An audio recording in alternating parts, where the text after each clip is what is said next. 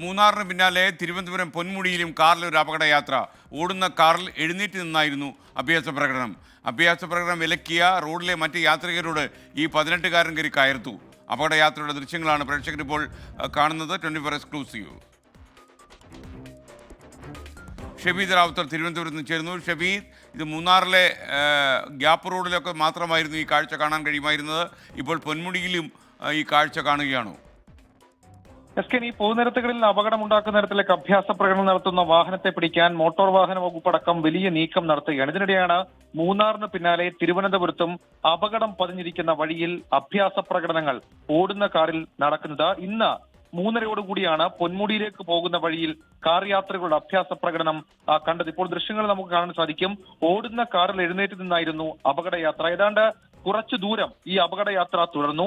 അഭ്യാസ പ്രകടനം വിലക്കിയ മറ്റ് റോഡ് യാത്രികരോട് ഈ 18-കാരൻ തട്ടിക്കയറുകയും അസഭ്യം വിളിക്കുകയും ചെയ്തു എന്നുള്ളതാണ് ദൃക്സാക്ഷികൾ പറഞ്ഞത്. തൊട്ട് പിന്നാലെ വന്ന വാഹനത്തിൽ വന്ന ആളുകളാണ് ഈ അപകടത്തിന്റെ ദൃശ്യങ്ങൾ അല്ലെങ്കിൽ ഈ അഭ്യാസത്തിന്റെ ദൃശ്യങ്ങൾ പകർത്തിയത്. ഈ ദൃശ്യങ്ങൾ വനം വകുപ്പിന് വിനോദസഞ്ചാരികൾ കൈമാറിയിട്ടുണ്ട്. വിവരം വനം വകുപ്പ് മോട്ടോർ വാഹന വകുപ്പിനെയും അറിയിച്ചു. നടപടിയെടുക്കുമെന്ന് മോട്ടോർ വാഹന വകുപ്പ് ഇക്കാര്യത്തിൽ നമ്മളോട് വ്യക്തമാക്കിയിട്ടുണ്ട്.